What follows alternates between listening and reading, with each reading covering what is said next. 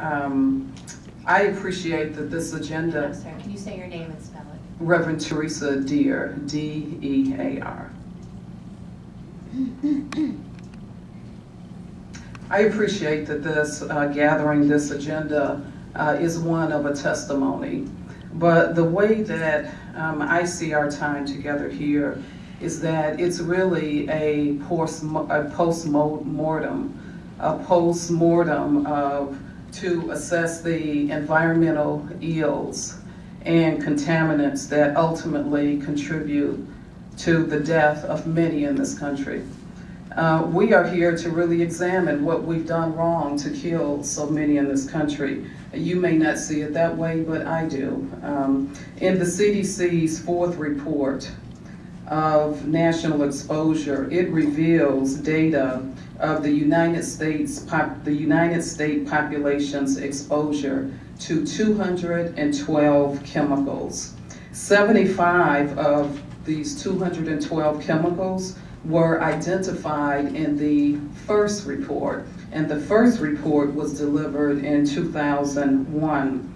The fourth report, friends, reveals our exposure to 212 chemicals. The first report, again, revealed our exposure in 2001 to only 27 chemicals.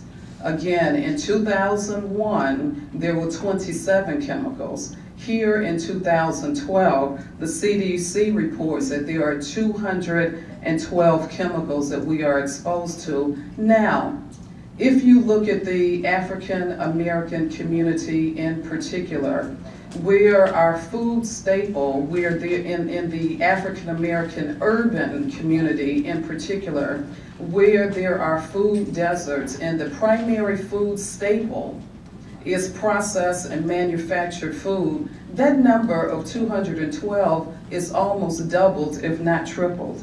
And so I applaud the landmark and progressive steps that this administration and this leadership has taken to address pollutants from plants.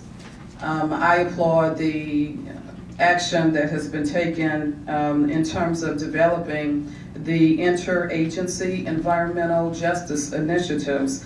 But friends, significantly more must be done, because as I said earlier, we have moved from 27 chemicals to 212. The Hospice Association talks about 2 stages of death. There's the pre-stage of death, and then there is the active stage of death. And what I would submit to you is that we are in an active stage of dying right now, because these pollutants and these contaminants that we inhale, ingest, and eat are gradually yet rapidly killing us.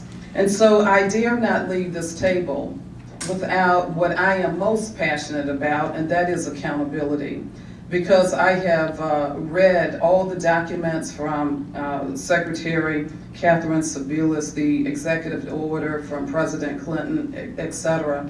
I have seen nothing published, at least on websites, where there are metrics of accountability. And I would ask you to consider these 4 items of accountability.